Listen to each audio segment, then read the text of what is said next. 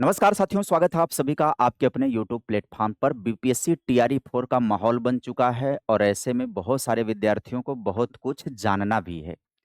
मैं ये वीडियो ऐसे विद्यार्थियों के लिए ही लेकर के आया हूं जिनको बीपीएससी टीआरई 4 में शामिल होना है और सब कुछ जानना है, योग्यता जानना है, सिलेबस जानना है, एग्जाम पैटर्न जानना है।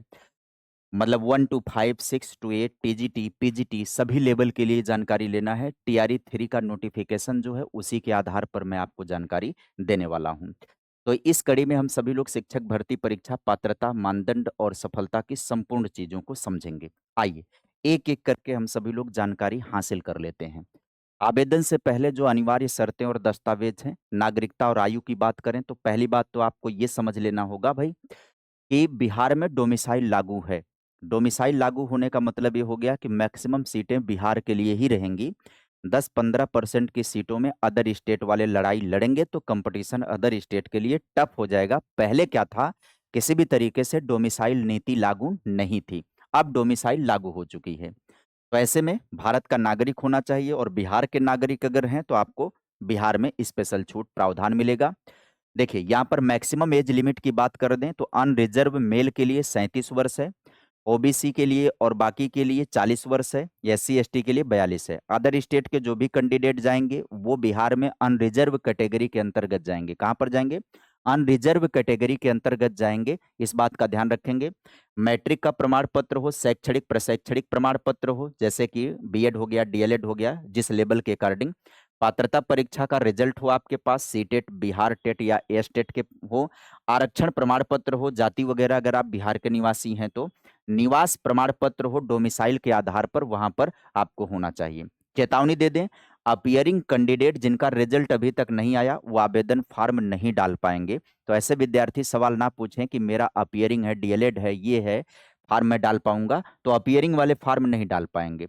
अब आइए प्राथमिक शिक्षक जो कक्षा 1 से 5 तक की पात्रता के बारे में बात करें, तो 12th यानी इंटरमीडिएट और न्यूनतम 50% अंकों के साथ हो, साथ ही साथ डीएलएड और बीटीसी का ट्रेनिंग कर रखा हो और सीटेट पेपर 1 या बिहार टेट पेपर 1 क्वालिफाई कर रखा हो। अब आप कहेंगे सर इंटरमीडिएट भाई न्यूनतम 50% अंकों के साथ, साथ में डीएलएड, तो बहुत से जगहों पर होता है इंटरमीडिएट के बाद एकीकृत डीएलएड हो रहा है। और अगर इंटरमीडिएट नहीं है तो आपने क्या कर रखा हो, ग्रेजुएशन कर रखा हो। आपने क्या कर रखा हो, आपने ग्रेजुएशन कर रखा हो और उसके बाद आपने डीएलएड कर रखा हो और उसके बाद सीटेट पेपर 1 में आप क्वालिफाई हो तो आप प्राइमरी के लिए एलिजिबल होंगे। बीएड डिग्री धारक पात्र नहीं होंगे प्राइमरी में। एनआईओएस से 18 महीने का डीएलएड मान्य नहीं था पिछली बार। आगे देखिए, प्राथमिक कक्षा 1 से 5 तक का परीक्षा पैटर्न अगर हम देखें तो यहाँ पर प्राइमरी का जो परीक्षा पैटर्न है कुल 150 क्वेश्चन होते हैं, समय होता है 2.5 घंटे का, नेगेटिव मार्किंग नहीं होती है।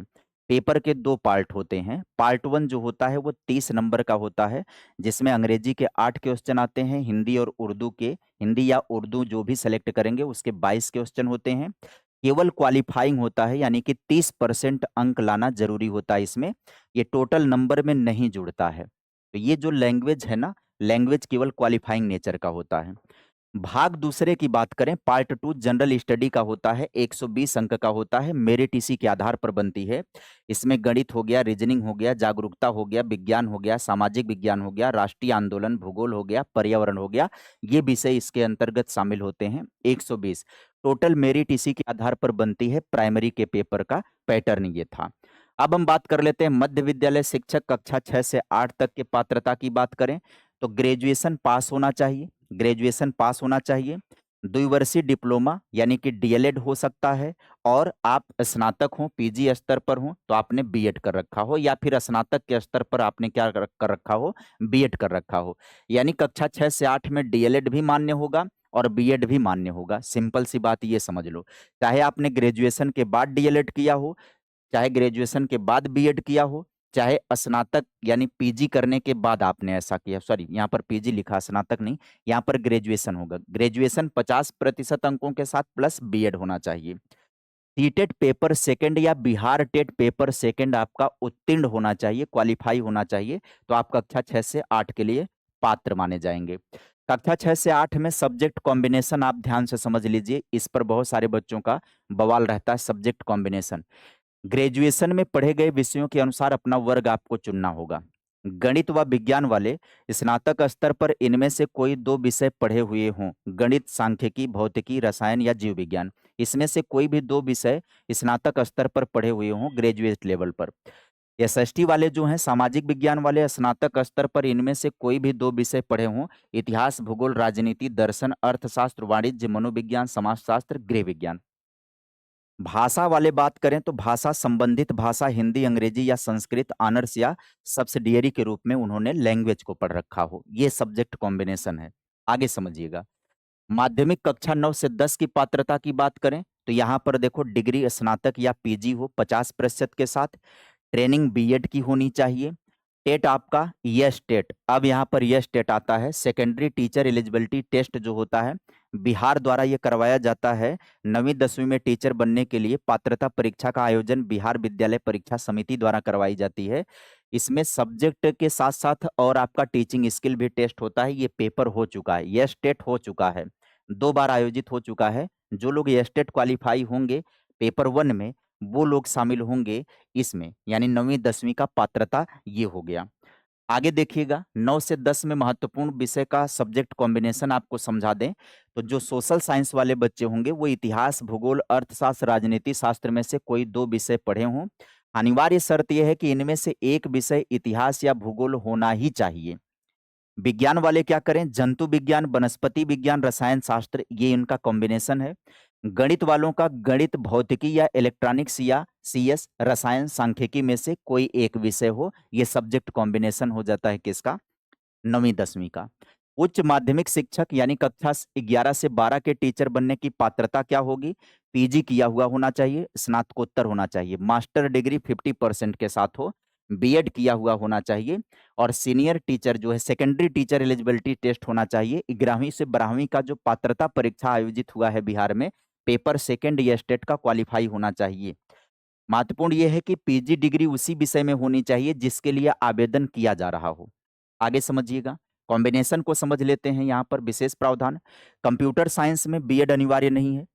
वाणिज्य यानी एमकॉम की डिग्री के लिए अप्लाइड या बिजनेस इकोनॉमिक मान्य नहीं होगी और डिग्री कॉमर्स के लिए अप्लाइड या बिजनेस इकोनॉमिक्स मान्य नहीं है। भौतिकी में फिजिक्स, इलेक्ट्रॉनिक्स, अप्लाइड फिजिक्स और न्यूक्लियर फिजिक्स भी मान्य है। आगे बढ़िएगा, आगे देखेंगे परीक्षा पैटर्न 6 से लेकर के 12 तक का संयुक्त तौर पर आपको बता देते हैं। 6 से 12 तक का जो है पैटर्न आपको समझा दें। 150 प्रश्न होंगे, 2.5 घंटे का, नो नेगेटिव मार्किंग। इसमें पहला पार्ट जो होगा वो लैंग्वेज का होगा, 30%, 30 प्रश्न होगा, 30% क्वालिफाई करने के लिए रहेगा, ठीक है।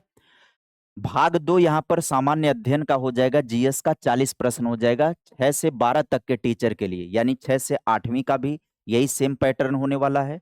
9 से 10 में टीचर बनने के लिए यही होने वाला है। 11वीं 12वीं में भी टीचर बनने के लिए सेम पैटर्न हो। सामान्य अध्ययन में math, science, GK, national movement हो गया, रीजनिंग हो गया, सब मिला करके 40 प्रश्न रहेंगे। और भाग थर्ड जो पेपर का होगा वो विषय पत्र होगा, सब्जेक्ट पेपर होगा, 80 प्रश्न होंगे। आपके चुने गए सब्जेक्ट से, कोर सब्जेक्ट से होंगे। चयन का आधार जो होगा वो मेरिट आधारित होगा इस परीक्षा के आधार पर। इस परीक्षा के आधार पर आपका सिलेक्शन होगा, ठीक है। जैसे आप हिंदी विषय से अप्लाई कर रहे हैं तो आपका हिंदी से यहाँ से क्वेश्चन आएगा, मैथ से अप्लाई कर रहे हैं तो मैथ से क्वेश्चन पूछा जाएगा। ये सब्जेक्ट आधारित हो गया। तो उम्मीद करेंगे 6 से 12 का एग्जाम पैटर्न आपके समझ में आ गया होगा। सिलेबस और प्रश्नों के लेवल की बात अगर हम कर दें तो स्रोत होगा एससीईआरटी, बिहार बोर्ड और एनसीईआरटी की किताबें आप सभी के लिए बेहतर होंगी। प्रश्नों का स्तर आपकी न्यूनतम अर्हता के अनुसार प्रश्न का लेवल तय कर दिया जाएगा। 11 से 12 शिक्षक जो होंगे टॉपिक एनसीईआरटी का, लेकिन प्रश्न पोस्ट ग्रेजुएशन लेवल का पूछा जाएगा। 1 से 5 के शिक्षक जो हैं टॉपिक एससीईआरटी का होगा, लेकिन प्रश्न 12th लेवल का पूछा जाएगा। इस चीज को अगर ध्यान दे दिए तो बड़ा अच्छा काम हो जाएगा।